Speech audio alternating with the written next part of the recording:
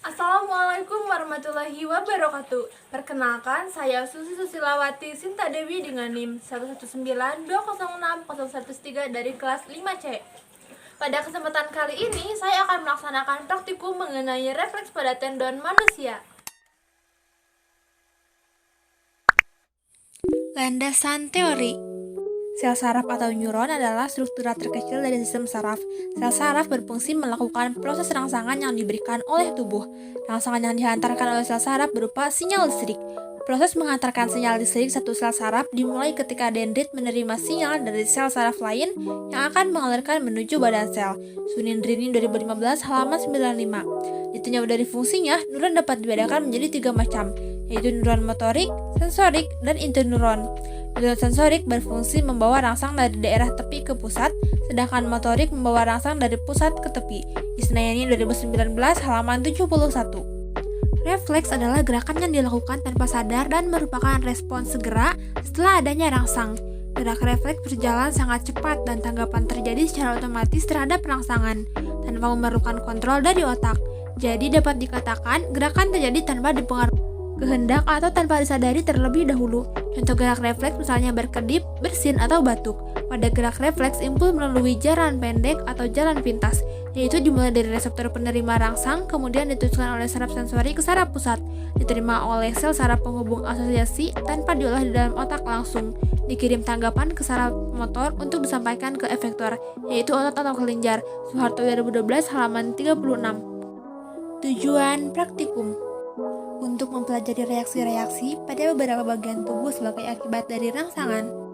Alat dan bahan: senter, handphone, barang berat, kursi, mata, mulut, lutut, telapak tangan, dan kaki pada diri sendiri. Langkah kerja: refleks pada pupil. Tutuplah mata selama 1-2 menit, kemudian buka dengan cepat dan perhatikan bentuk pupil. Refleks pupil dengan tiba-tiba. Perhatikan respon pupil, kornea, dan kelopak mata ketika mata disinari cahaya matahari. Refleks akomodasi pandang. Hadapkan mata pada benda dekat dan jauh, perhatikan pupil. Refleks menelan. Telan air ludah, kemudian minum air dan ulangi menelan. Apa bedanya? Refleks telapak tangan. Jatuhkan benda pada telapak tangan. Perhatikan refleks telapak tangan terhadap benda tersebut. Refleks patella. Duduki kursi dengan kaki menggantung. Tekukan patella atau legumen, ulangi 1 kali. Ulangi untuk objek baca. Refleks telapak kaki. Gelitik telapak kaki, perhatikan refleks pada jari kaki.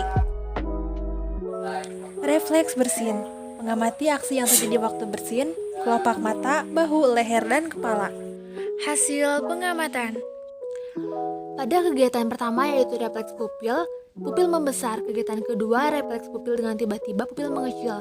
Kegiatan ketiga, refleks akomodasi pandang, pupil menipis pada akomodasi panjang dan memendek pada akomodasi dekat. Refleks menelan, air liur terasa sakit dan air tidak. Refleks telapak tangan, tangan menangkap. Refleks patella, kaki akan mendorong. Refleks telapak kaki, jari kaki menekuk. Dan refleks bersin, maka mata akan menutup, kepala menunduk, dan bahu naik. Pembahasan. Pada praktikum pertama mengenai refleks pupil dengan mata tertutup selama 1-2 menit, kemudian mata dibuka, maka refleks pupil adalah membesar. Hal tersebut terjadi karena pada cahaya redup, serat saraf simpatis merangsang otot polos radial atau M di relator pupil untuk berkontraksi dan memperbesar ukuran pupil atau dilatasi. Respon-respon ini bersifat refleks visceral. Erwin 2013 halaman 87. Pada praktikum kedua mengenai refleks praktikum mata dengan tiba-tiba, setelah mata ditutup kemudian diberi senter, pupil akan mengecil. Pencahayaan ruangan yang kurang memenuhi persyaratan tertentu dapat memperburuk penglihatan. Karena jika pencahayaan terlalu besar ataupun terlalu kecil, pupil mata harus berusaha menyesuaikan cahaya yang diterima oleh mata. Akibatnya mata harus memicing silau atau berkontraksi secara berlebihan. Karena jika pencahayaan lebih besar atau lebih kecil, pupil mata harus berusaha menyesuaikan cahaya yang dapat diterima oleh mata. Pupil akan mengecil jika menerima cahaya yang besar. Hal ini merupakan salah satu penyebab mata cepat lelah. Adi 2014 halaman 82. Pada praktikum ketiga mengenai akomodasi pandang pupil menipis dan memanjang, pada benda jarak jauh dan pupil akan memendek dan menebal pada benda jarak dekat. Daya akomodasi mata atau daya sesuai mata adalah kemampuan otot siliar untuk menebalkan atau memipihkan kecembungan lensa mata yang disesuaikan dengan dekat atau jauhnya jarak benda yang dilihat mata. Sehingga dalam melihat benda-benda pada jarak tertentu perlu mengubah kelengkungan lensa mata. Erwin 2013 halaman 87.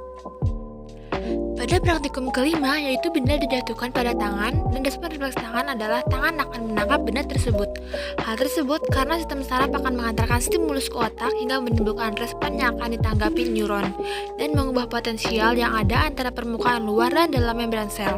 Sel dengan sifat tersebut dapat dirangsang atau excitable dan dapat diganggu atau irritable.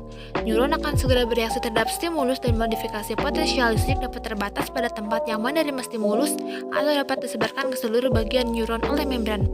Jane Guidon 1995 halaman 187. Praktikum ke-6 mengenai patella. Ketika diketuk dengan keadaan kaki menggantung, maka kaki akan memberikan refleks berupa mendorong sedikit ke depan.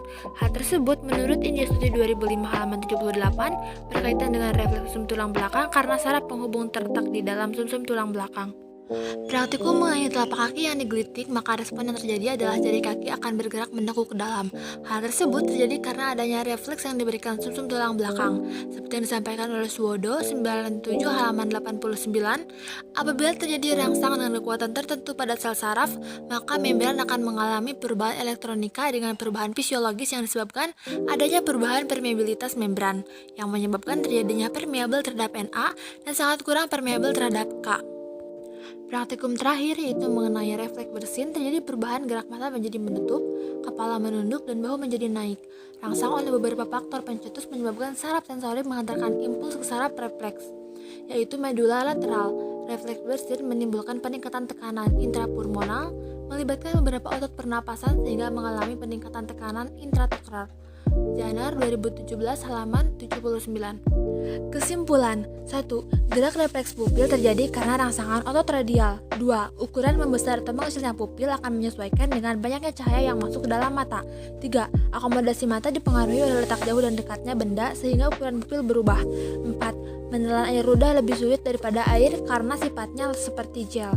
5. Refleks tangan menangkap benda dipengaruhi adanya stimulus otak. 6. Respon kaki mendorong ke depan pada patella karena rangsang sumsum tulang belakang. 7. Jari kaki menekuk ketika telapak kaki digelitik karena refleks sumsum tulang belakang. 8. Bersin dengan perubahan gerak mata, kepala, dan bahu dikarenakan rangsang sensorik. Daftar pustaka.